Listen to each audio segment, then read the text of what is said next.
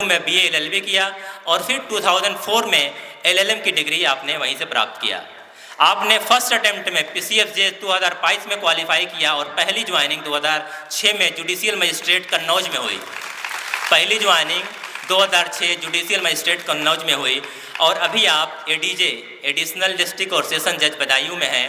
اس دوران آپ کا کافی عہدوں پہ رہے، جس کا میں ذکر نہیں کر سکتا، اس کی فہرست کافی طویل ہے، لیکن اس کے ساتھ ساتھ یہ ذکر کرنا چاہوں گا کہ آپ کے پاس ADJ کے ساتھ ساتھ ایک ایڈیشنل چارج بھی ہے اسپیشل جج کا، اور وہ ہے گینگسٹر کورٹ فار اسپیشل جج۔ گینگسٹر کورٹ آپ کے پاس ہے۔ میں اب بڑے ہی ادب کے ساتھ آپ سے گزارش کر رہا ہوں کہ آپ آئیں اور یہاں پہ موجود سبھی طلبہ اور طالبات کو کچھ موٹیویشنل اسپیچ دے دیں تاکہ ہم کو اور یہاں پہ موجود طلبہ کو ایک حوصلہ افزائی ملے۔ اس شعر کے ساتھ کہ تم آ گئے ہو تو چاندنی سی باتیں ہوں، تم آ گئے ہو تو چاندنی سی باتیں ہوں، زمیں پہ چاند کہاں روز روز اترتا ہے۔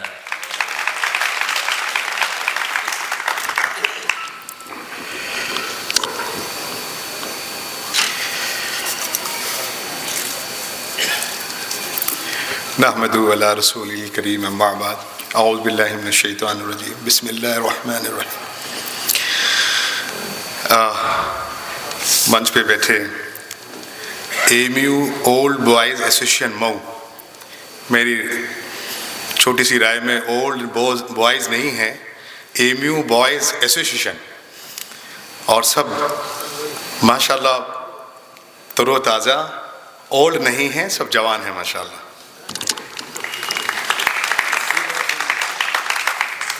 چیف پیٹرون عبدالسبحان صاحب، پریزیڈنٹ جونیئر شہاب الدین صاحب، چیئرمین جناب ارشد جمال صاحب اور جنرل سیکریٹری محمد سالم بھائی، اور تمام حاضرین، دنیاوی اور دینی اعتبار سے ہمارے سرپرست، ہم سب کے رہبر، میری مائیں، میری بہنیں، میری بیٹیاں اور میرے بیٹے اور میرے بھائی، السلام علیکم ورحمۃ اللہ۔ سالم بھائی نے لمبا چوڑا سا ایک انٹروڈکشن اور ایک لمبا چوڑا سا جو ہے میرا تعارف کرایا۔ میں خاکسار اس لائق نہیں، اللہ نے جو عطا کیا اور اللہ ہی نے عطا کیا، میرا کوئی کمال، میرا کوئی خاص، میری کوئی قابلیت نہیں تھی، جو تھی وہ اللہ کے پسند کرنے کی تھی، اللہ نے پسند کیا، اور اللہ نے اس شعبے جوڈیشری میں، شعبے عدلیہ میں اللہ نے مجھے مخنتب فرمایا، مقرر فرمایا، اور مجھے اس خدمت کا موقع اللہ نے مجھے فراہم کیا۔ علی گڑھ کی کیا بات کروں، بہن ثنا نے جب اپنا بات شروع کی تو سب سے پہلے اور جو الفاظ تھے علی گڑھ کے اور علیگ ہونے کے بارے میں اور علیگ فیٹرنیٹی کے بارے میں، وہ یقینی طور سے ہر علیگ کے رگ رگ میں بستا ہے۔ وہ علی گڑھ کا رہنا، علی گڑھ میں اپنی تعلیم حاصل کرنا، علی گڑھ میں کھٹی میٹھی یادوں کو ساتھ سجو کے رکھنا، اور وہاں سے تعلیم سے فراغت ہونے کے بعد، اور میں سمجھتا ہوں وہ موت تک علی کی نس نس میں، رگ رگ میں وہ بستا ہے، علی گڑھ بستا ہے۔ اور علی گڑھ کی جو محبت، مطلب بیان کرنے کے الفاظ نہیں ہیں۔ اگر ہم پورے علی گڑھ کے جغرافیکل اس کو دیکھیں تو علی گڑھ ایک ایسی جگہ لوکیٹڈ ہے اور ایسے خطے میں ہے کہ جہاں میں سمجھتا ہوں بہت زیادہ ہرا بھرا سبز بھی نہیں ہے اور بہت زیادہ ڈیزرٹڈ بھی نہیں ہے، ایک ماڈریٹ سا ریجن ہے، گرمی میں گرم اور سردی میں بہت سرد۔ ہم سب نے اس بات کو ایکسپیرینس کیا ہوگا، ہاسٹلوں میں رہے ہیں، AMU میں رہے ہیں، بارشوں میں خوب بارشیں، علی گڑھ میں مشہور چیزیں نالا، تالا اور مچھر، لیکن اس مٹی میں ایک ہے، اس جگہ پہ ایک ہے ادارہ جس کو پوری دنیا میں AMU کے نام سے جانا جاتا ہے۔ یقین مانیے کبھی کبھی تنہائی میں، خیر اب تو اللہ کا شکر ہے مجھے موقع ملا، میں وہاں 4 سال پوسٹنگ بھی رہا، بدایوں سے پہلے اور چندولی سے پہلے، یعنی لاسٹ جولائی میں وہاں سے ٹرانسفر ہو کے چندولی آیا، 2 مہینے کا موقع ملا، بدایوں واپس گیا، بچے میرے وہیں ہیں، تعلیم حاصل کر رہے ہیں، دعا کی درخواست ہے۔ اس سے پہلے جو الگ الگ جگہوں کی پوسٹنگ رہی اور علی گڑھ کا ترانہ میں لگا لیا کرتا تھا یا میرے بچے لگا لیا کرتے تھے، یقین مانے آنکھوں میں سے آنسو گرتے ہیں جب ترانہ آدمی شروع کرتا ہے اور سنتا ہے،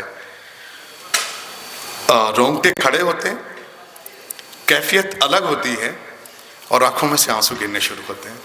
ایسی محبت ہے یہ مجھ سے، اور یہ میری ذاتی ہو سکتا ہے کچھ زیادہ ہو۔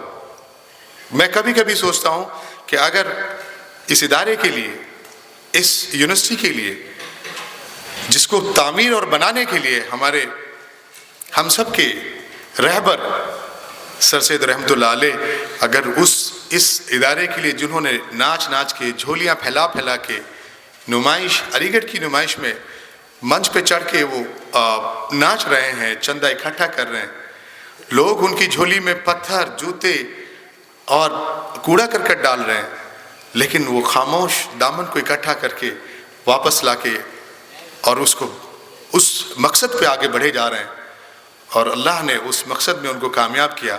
آج وہ ادارہ دنیا کا فیمس، دنیا کا بہترین اور شاندار یونیورسٹی کے نام سے جانا جاتا ہے۔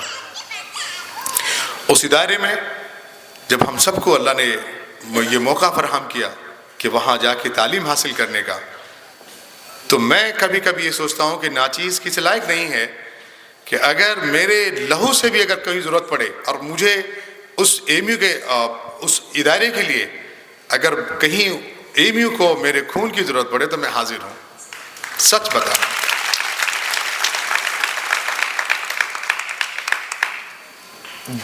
4 سال کی پوسٹنگ کے دوران، اور یہ میرے لیے فخر کا مقام تھا کہ میں جس ادارے سے میں فارغ ہوا، جس کی گود میں 11 سال پلا، جہاں میں نے اپنی زندگی کی دہلیز رکھی اور قدم رکھا دہلیز پہ، ہائی اسکول تک، جیسا بتایا بھائی سالم نے کہ ہائی اسکول تک یو پی بورڈ میں تھا، گاؤں میں تھا، کسان پریوار سے ہوں، کھیتی باڑی اچھے سے جانتا ہوں، ابا نے خوب سکھایا۔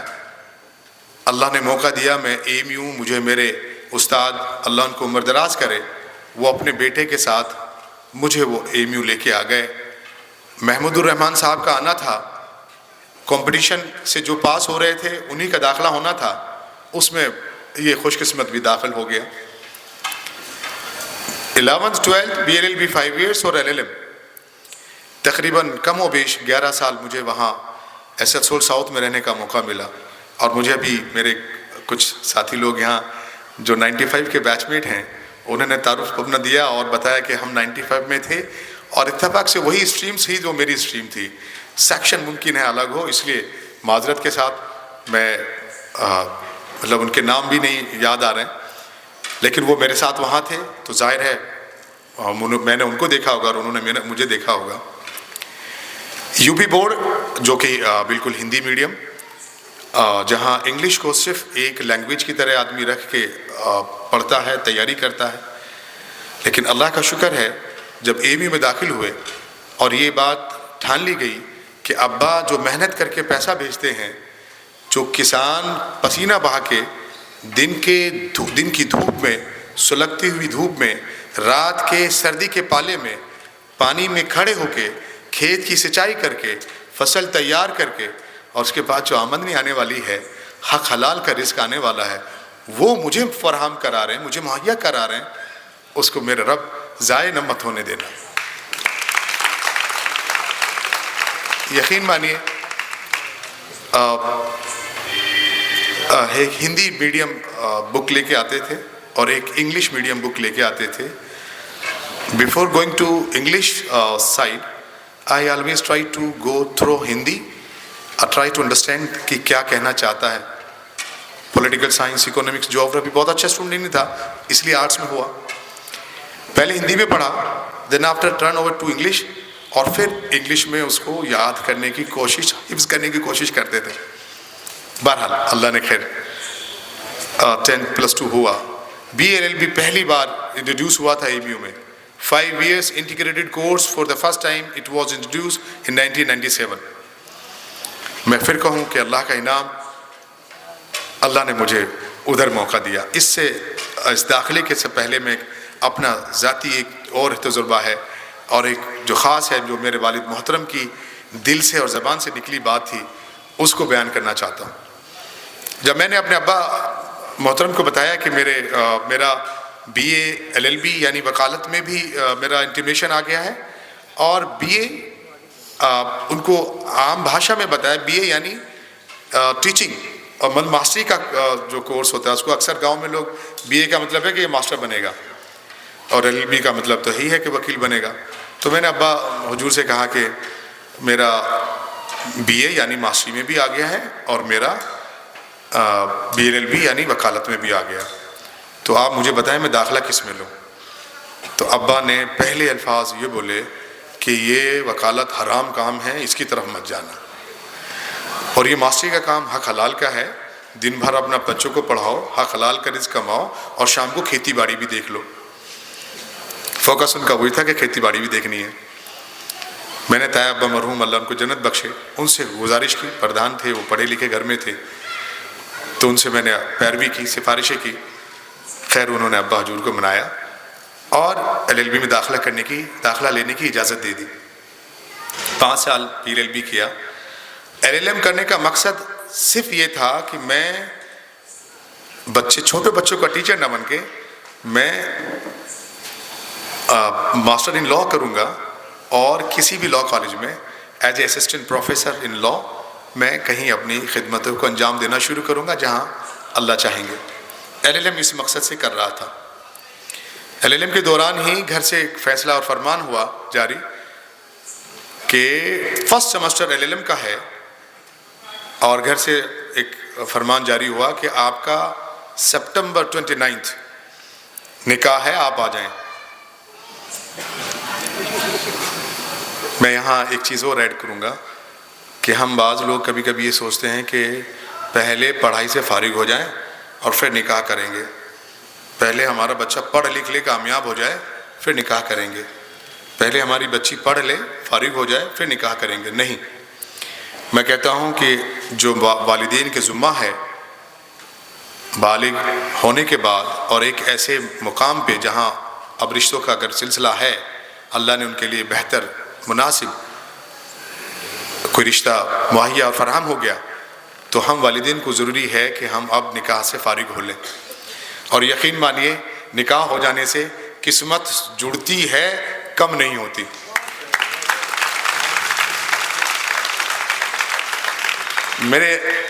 ہم سب کے آقا نبی صلی اللہ علیہ وسلم کا فرمان ہے کہ انسان کی مقدر میں جو مفہوم ہے کہ انسان کے مقدر میں جو مال ہے وہ بیوی کے قسمت سے ہے.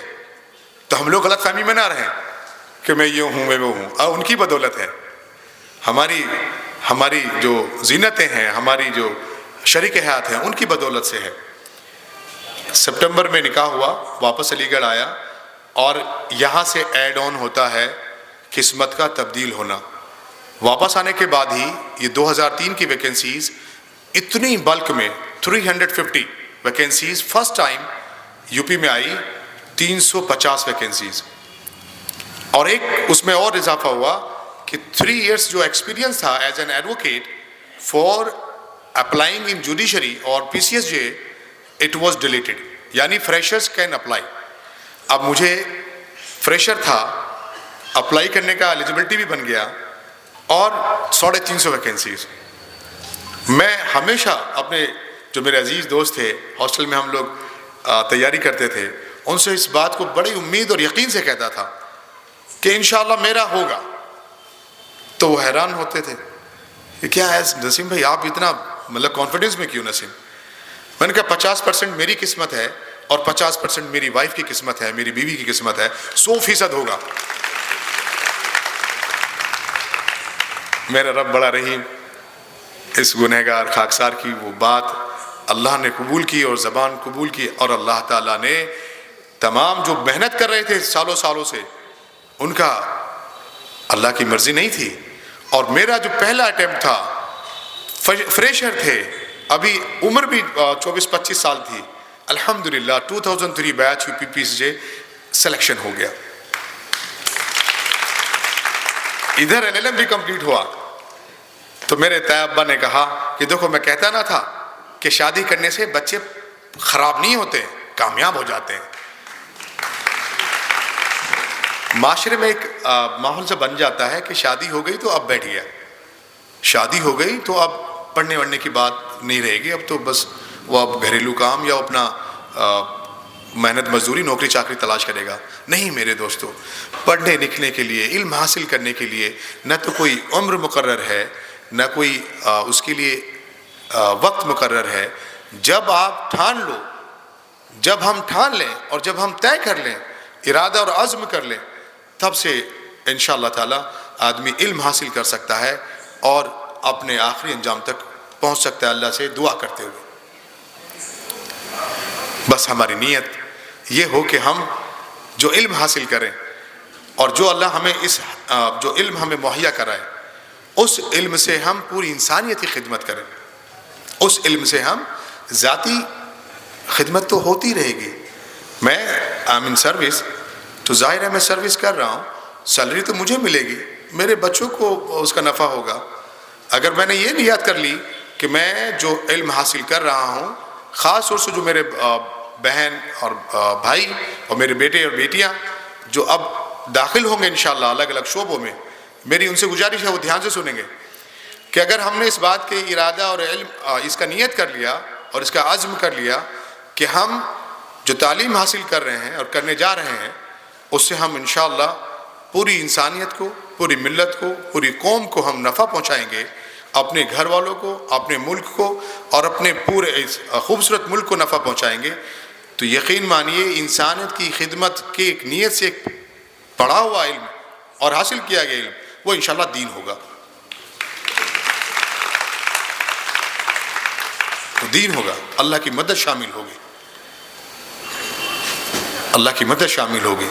ہم ارادہ کر کے چلیں اس بات کے لیے اور خوب محنت کریں، دن رات محنت کریں اور اس بات کو سوچیں کہ ہم کس طرح سے اپنے آپ کو اس مقام پہ لے جائیں کہ لوگ ہمیں پہچانیں، کس طرح سے ہم اپنے آپ کو محنت کر کے ایسا بنا لیں کہ لوگوں کے سامنے ہماری ایک پہچان بن جائے۔ اور اگر کسی نے نہیں پڑھا، کسی نے علم حاصل نہیں کیا تو یقین مانیے کوئی وقت نہیں ہے، کوئی اہمیت نہیں ہے۔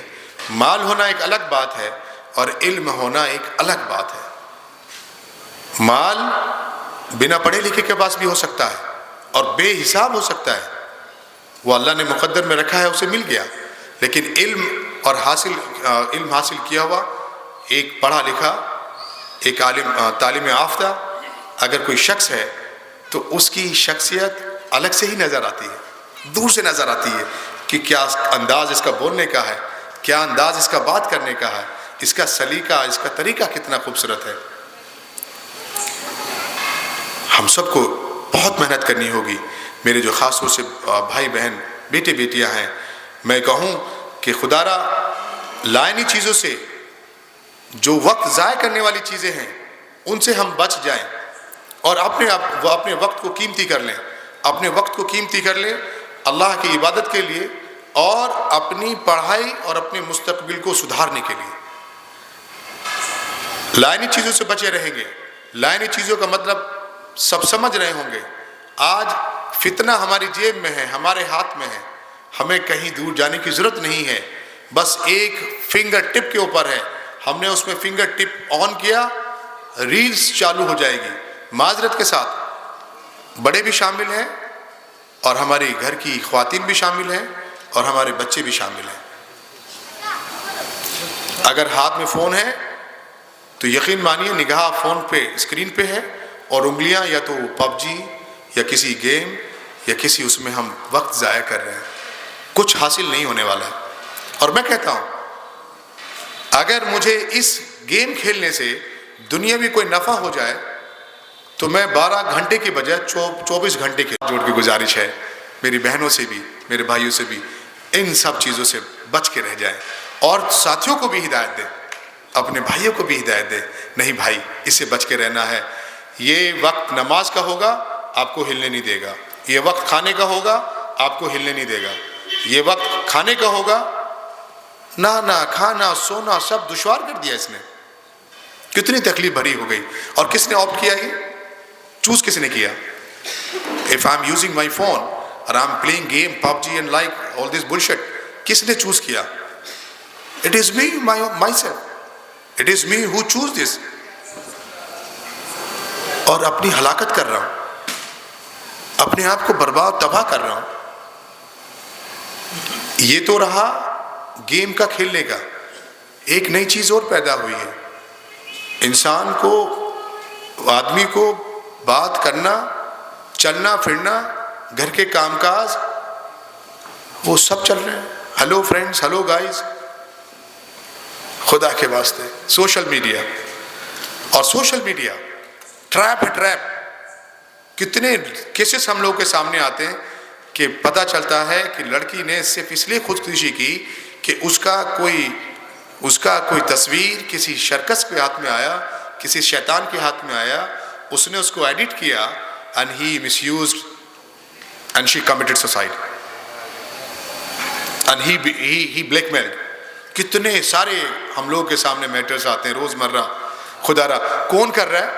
میں سیلفی لے رہا ہوں اپنی, اور سیلفی لے کے میں اس کو فیس بک پہ ڈاؤن لوڈ کر رہا ہوں, اپلوڈ کر رہا ہوں. کون کر رہا ہے؟ It is me. I am spoiling my life. میں اپنے آپ کو ہلاکت میں ڈال رہا ہوں. میرا فوٹو ہٹائے کوئی اور لگائے, چہرہ ہٹائے کسی اور کا لگائے. میں کر رہا ہوں, انسٹاگرام یوز کر رہا ہوں. nobody invite me, nobody motivated me. لیکن فخر سے انسٹاگرام, فیس بک, واٹس ایپ, اتنی لعنت پڑ گئی ہے کہ اسٹیٹس, آج میں کہاں کس جگہ سفر کر رہا ہوں, میرا واٹس ایپ پہ اسٹیٹس 1 to 1 چلے گا. کتنے واردات ہوتی ہیں کہ گھر بند ہے, ہمارا اسٹیٹس چل رہا ہے. ناؤ جرنی فرام بدائی ٹو ماؤ. اب گھر میں چور گھسا اور تالا توڑ کے صاف کر گیا. I'm with family. میرا گھر بند پڑا ہے and I'm updating minute to minute to all my contacts کہ میں بدایوں سے شفٹ کر چکا ہوں, نکل چکا ہوں, گھر خالی ہے, لوگ پڑا ہے. ہائی چوری ہو گیا. کیا, کیوں؟ میں ٹھیک ہے, ویسے اس کی اجازت شاید نہیں ہے, لیکن اگر کسی حد تک کہیں کوئی ہے بھی, مجھے فوٹو کھینچنا ہے, مجھے کوئی اپنا وہ کرنا ہے, تو that is my personal thing. وہ میری اپنی نجی پراپرٹی ہے. Why I should make it public? کیوں کروں؟ میں نے اپنے بیٹے کے ساتھ کوئی فوٹو کلک کیا, it is my own and it is for my pleasure and my family pleasure, for happiness of my family, کہ ہاں یہ ایک مومنٹ ہے, آئی کیپچرڈ اٹ. اور پھر میں اس کو واٹس ایپ پہ اور فیس بک پہ بھیج دے رہا ہوں. کیوں؟ ٹھیک ہے, میں نے کھینچا, اپنا سیو کر لیا, کبھی اسکرول کیا, آدمی نے دیکھا, لیکن میں اپنے آپ کو اس فوٹو کو اپلوڈ کر کے اپنے آپ کو ہلاکت میں ڈال دے رہا ہوں. یار کیا مطلب ہے؟ تمام میرے بھائی, میرے بچے, میری بیٹیاں, میری بہنیں سب لگے ہوئے ہیں. خدا کے واسطے, خدا کے واسطے بچو, بچاؤ اور بچے رہ جاؤ. اتنی دیر ہم اللہ کا ذکر میں لگ جائیں, اتنی دیر ہم کچھ دینی کتاب کا مطالعہ کر لیں, اتنی دیر ہم اللہ کو منانے میں لگ جائیں, اتنی دیر ہم کوئی دنیاوی اعتبار سے جو ہمارے سبجیکٹس ہیں ہم اتنا اس میں پڑھ لیں. وہ نہ کر کے ہم اس لائنی چیز میں وقت ضائع کر رہے ہیں جس کا کوئی ریٹرن نہیں ہے, کوئی واپسی نہیں ہے. میرے بھائیو, بزرگوں, دوستو, میں سمجھتا ہوں بہت زیادہ میں نے وقت بھی لیا, اور شاید میری باتوں سے جو سناٹا ہے لگ رہا ہے کہ میں صرف بور کر رہا ہوں.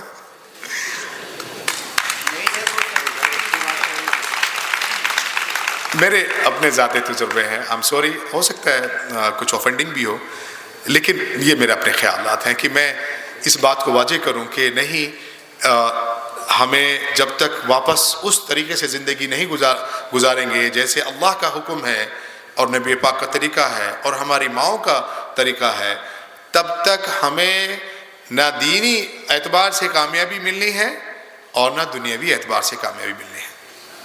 ہمیں اس بات کا پورا مکمل ارادہ کر کے اپنے آپ کو رکھنا ہوگا کہ جو فرائض, جو طریقے, جو शरीयत ने हमें बताए, जो हमारे दीन ने हमें बताए, जो अल्लाह ने हमें हुक्म दिया, जो नबी पाक ने हमें रास्ता बताया, हम उस रास्ते पर रहते हुए इस दुनिया को बशर करें तो इंशाअल्लाह हर एक अमल दीन होगा और हर एक काम दीन होगा और अल्लाह ने जो मुकद्दर में रखा होगा साथ खैर और बरकत के मिल जाएगा,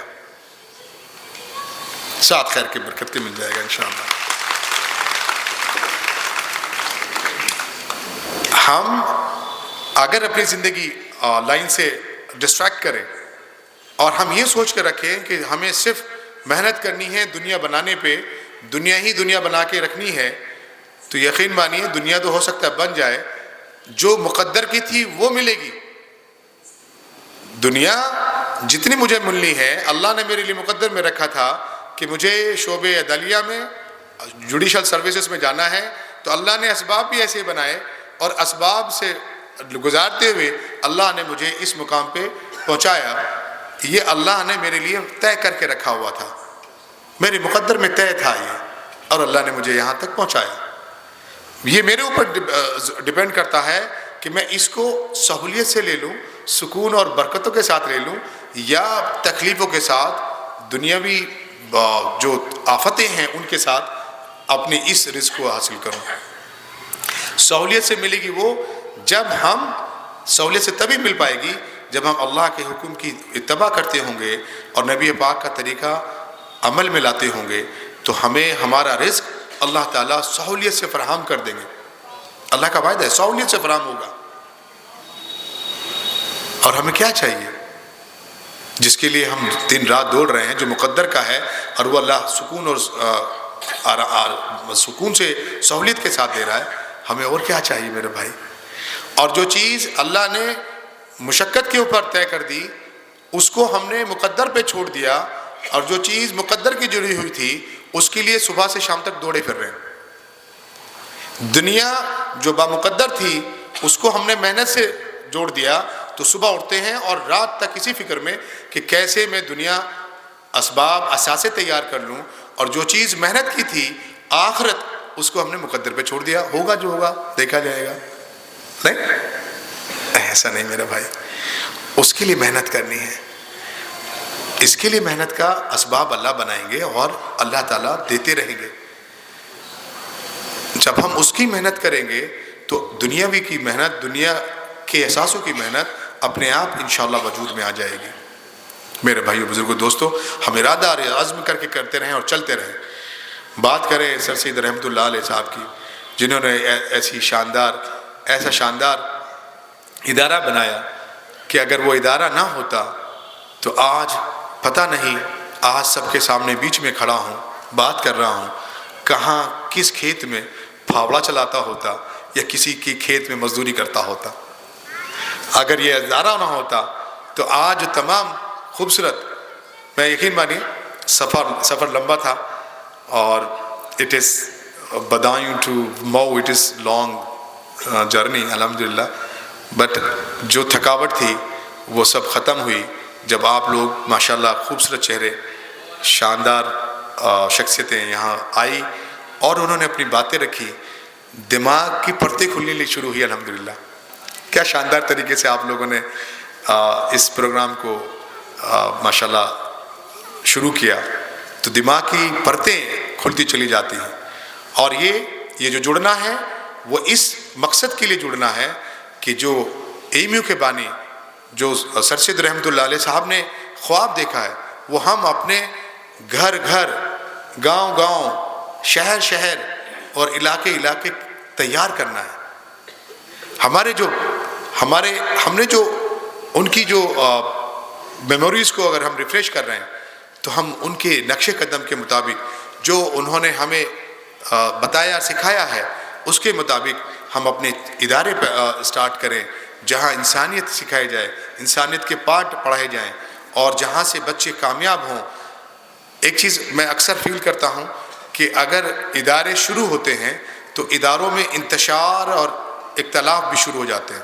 खुदा के वास्ते इन सब चीज़ों से थोड़ा हम लोगों को समझ में आना चाहिए और हम लोग बाज आएँ कि अगर कोई इदारा शुरू हुआ तो उसमें अपनी चौधराहट, अपनी पगड़ी اور اپنی لمبی سی ناک بیچ میں نہ گھسا کے اس ادارے کے مقصد کو آخر تک پہنچوانے میں مدد کریں۔ اگر ہم کسی بھی طریقے سے تعاون کر سکتے ہیں اس ادارے کو آخری پائیدان تک پہنچانے کے لیے، تو ہم اس طریقے سے اس کی مدد کریں۔ اگر ہمیں معاشی اللہ نے ہمیں استطاعت دی ہے تو ہم معاشی طور سے اس کی مدد کریں۔ اگر ہمیں معاشی ہمارے حالات نہیں ہیں تو خدا را ہم اس میں رائے مشورہ کر کے حصہ داری لیں، لیکن اس میں ہم لوگ کوئی فتنہ بیچ میں کھڑا نہ کریں، کوئی نئی چیز پیدا نہ کریں جس سے چلتی چلاتی چیز بند ہو جائے۔ اس سے کسی کو نقصان نہیں ہے اور کسی کو نقصان نہیں ہے، سب بہت خوش ہوتے ہیں فلاں اسکول بند ہو گیا۔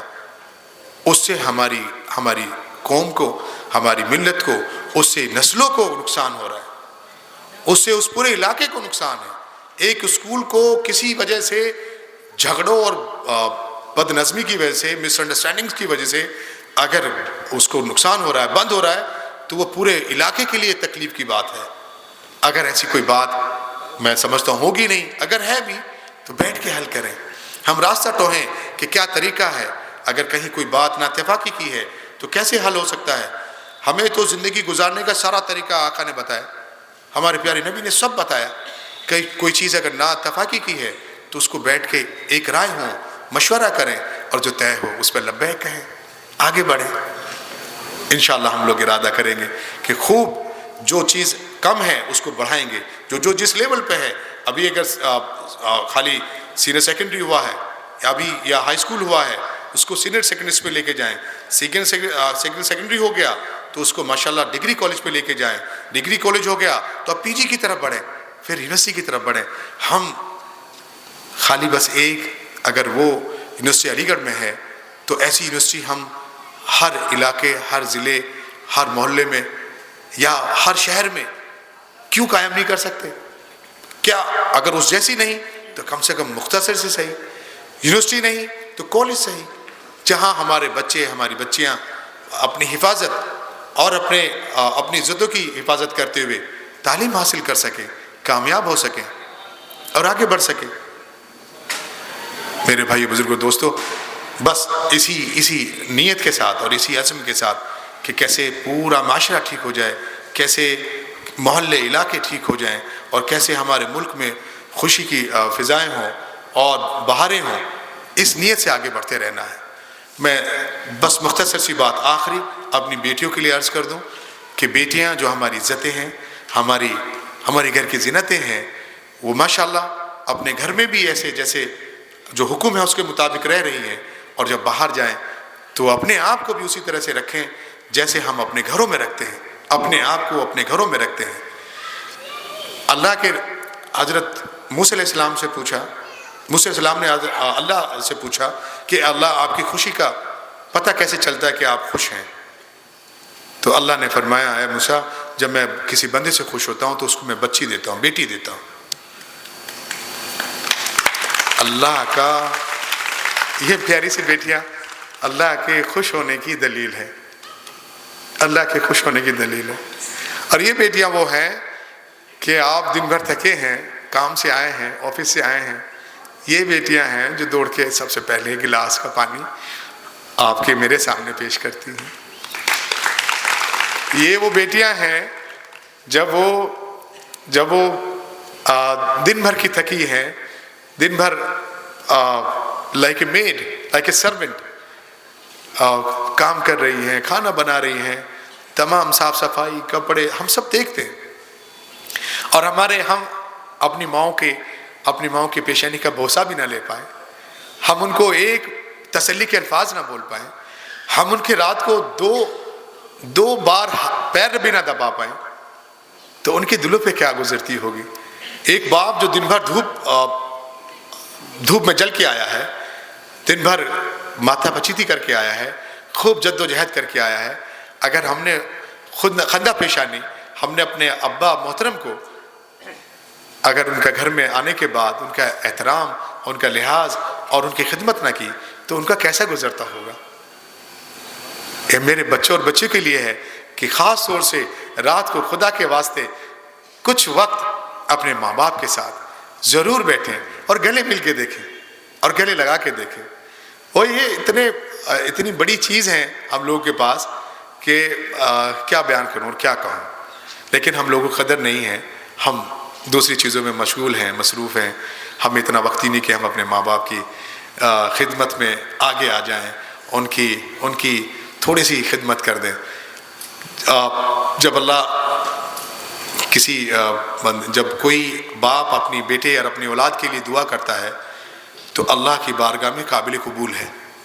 ایسی بڑی شخصیتیں ہیں اور ہم بس ان کا احترام، ان کی عزت کس انداز سے کر رہے ہیں. اللہ ہم سب کو توفیق دے، ہم سب کو اللہ تعالیٰ اس بات کی ہدایت دے کہ ہم زیادہ سے زیادہ اپنے والدین کی خدمت کرنے والے ہوں، اپنی بہن بیٹیوں کی خوب ہمت افزائی کرنے والے ہوں. اور ہماری بہن بیٹیاں جب باہر معاشرے میں جائیں، اور خاص طور سے چونکہ بیٹیاں پرایا دھن ہوا کرتی ہیں. کبھی کبھی میں اپنی بیٹی کو بولتا ہوں، شی از ان 11th کلاس، الحمدللہ عبداللہ گرلز اسکول میں ہے، وہ سینئر سیکنڈری اسکول میں، سمیرہ نسیم. تو میں اپنی بیٹی کو کبھی کبھی ایسے مذاق میں بولتا ہوں، بیٹا پرایا دھن ہو، ایک دن چلی جاؤ گے. دین شی اسٹارٹڈ ٹو کرائی، رونے لگتے ہیں. اور یہ صرف ایک کیفیت بیٹی کی ہی ہو سکتی ہے. اور یہ ایک نرم دل ہماری بیٹیوں کا، ہماری بہنوں کا ہو سکتا ہے کہ یہ ذرا سی بات برداشت نہیں کر پاتی، اور جو سچ بھی ہے، صحیح بھی ہے، اور وہ رونا شروع کر دیں گی اور گھر میں عجیب سا ماحول ایک دم پیدا کر دیں. آپ نے کہا ہے کیوں ایسا، آپ بولتے کیوں ایسا. Then we also start to cry. ہم لوگ بھی پھر ظاہر سی بات ہے ایموشنل ہوتے ہیں تو روتے دھوتے ہیں. بہرحال میں خیال کروں اور میں اس بات کو بس عرض کروں کہ ہم اپنی گھر کی زینتوں کا خیال رکھیں. ہماری بیٹیاں اپنے تاج ہوتی ہیں، ماں باپ کے سر کا تاج ہوتی ہیں.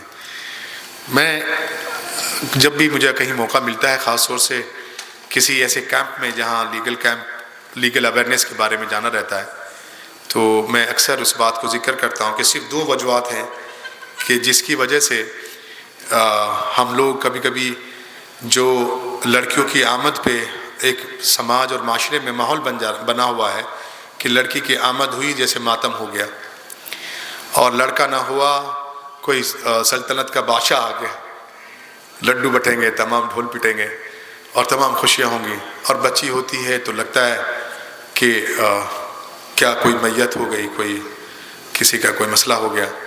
تو میں 2 کنکلوژن پہ آیا ہوں in the span of this service of 17 years کہ 2 چیزیں ہیں جس کی وجہ سے آدمی ڈرتا ہے اور سہمتا ہے. ایک چیز تو وہ یہ ہے کہ جس دن وہ پیدا ہوتی ہے تو مجھے آج یوں فکر ہو جائے گی کہ کل وہ انشاءاللہ بالغ ہوگی، کل وہ نکاح لائق ہوگی، اور معاشرے میں جو سماج میں برائی، بیماری، دہیج، ڈاوری، اللہ بچائے ہم سب کو. ہم جس کے پیروکار ہیں انہوں نے تو اتنا آسان طریقہ بتایا، لیکن ہم لوگوں نے اپنی جھوٹی آن شان بان کے لیے ہم نے اس کو اتنا تکلیف دہ بنا لیا کہ بچے ہماری گھروں پہ بیٹھی ہیں. چونکہ میرا انتظام نہیں ہے کہ میں دہیج دے سکوں اور میں وہ لٹوروں کو مال دے سکوں. براتیں چلتی ہیں، لگتا ہے لشکر آ رہا ہے، کہیں بارڈر پہ فتح حاصل کرنے کے لیے جا رہے ہیں، برات جا رہی ہے. برات بالکل غلط، شریعت کے خلاف، ایک دم جہاں مکمل طریقے سے مذمت کی گئی ہے. لیکن ہم بس اللہ ہم سب کو سمجھ دے. تو ایک دہیج کی فکر مجھے ستاتی ہے کہ کل وہ جب نکاح کرے گی یا اس کا نکاح ہوگا تو میں کہاں سے اتنا بڑے دہیج کا انتظام کروں. لڑکا تو ارننگ ہینڈ ہے یا لڑکا تو انکمنگ سورس ہے. یہ آؤٹ گوئنگ والے پہ مجھے آج فکر ہو جائے گی پیدا ہوتی کہ میں کیسے کروں گا. اتفاق رکھ بھی سکتے ہیں اور نہیں بھی، لیکن یہ اصل سماج اور معاشرے میں بیماری کا جڑ لیا ہوا ہے. دوسرا مجھے ایک بات ستاتی ہے کہ خدا را کل میری بچی بڑی ہوگی، اللہ اس کو بالغ کریں گے، کہیں کوئی بات نہ آ جائے، کہیں کوئی بات میری عزت پہ کوئی آنچ نہ آ جائے. چونکہ وہ میرے سر کا تاج ہے، وہ میری عزت ہے، میری زینت ہے، کہیں کوئی بات ایسی نہ ہو جائے کہ بھئی نسیم کی فلا فلا یوں یوں. یہ دو وجوہات میں نے تلاش کی ہے. یقین مانے پہلی کے ذمہ دار ہم ہیں، اسے ہم لوگ اکٹھے ہو کے ایک رائے کر کے اور اس طریقے سے کریں کہ سادگی طریقے سے نکاح ہوں. اور دوسری چیزیں جو میری بیٹی اور بہنوں کے لیے ہے کہ وہ خدا کے واسطے اس بات کو ذہن میں ضرور رکھ لیں کہ ہم کوئی کام کوئی عمل کرنے سے پہلے اللہ کا کیا حکم ہے، نبی کا کیا طریقہ ہے، اور یہ شریعت کے خلاف ہے کہ نہیں، اور دوسرا اس کا اثر میرے والدین میرے ماں باپ کے اوپر کیا گزرے گا. اس بات کو سوچ کے ہم کوئی بھی قدم کوئی بھی بات کوئی بھی کام آگے بڑھائیں خدا کے واسطے. میں بہت زیادہ وقت لیا، کھانے کا بھی وقت ہے، سب لوگ انتظار میں ہیں. میں نے جو بھی بات رکھی اس میں اگر مجھ سے کوئی کوتاہی غلطی کمی پیشی ہوئی اس کے لیے میں معافی چاہتا ہوں. اور مجھے بلایا اس کے لیے میں بہت شکر گزار ہوں. مجھے بہت اچھا لگا. میں انشاءاللہ امید کروں گا زندگی رہی دوبارہ پھر ملاقات ہوگی. جزاک اللہ خیر. فی امان اللہ. السلام علیکم.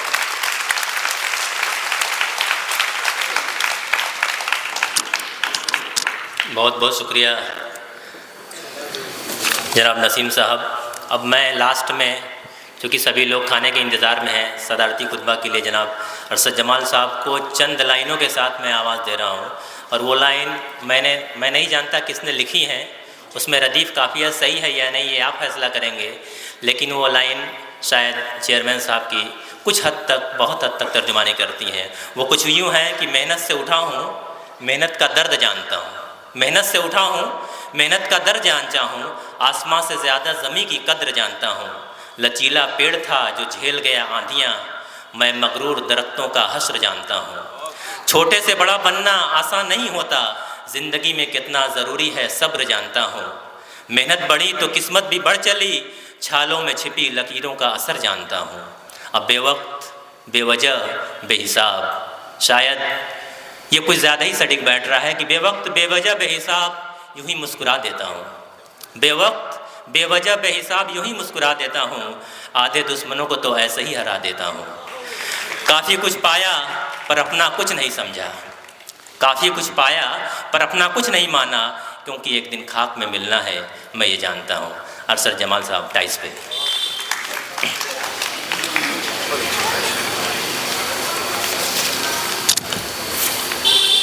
دس اور بس.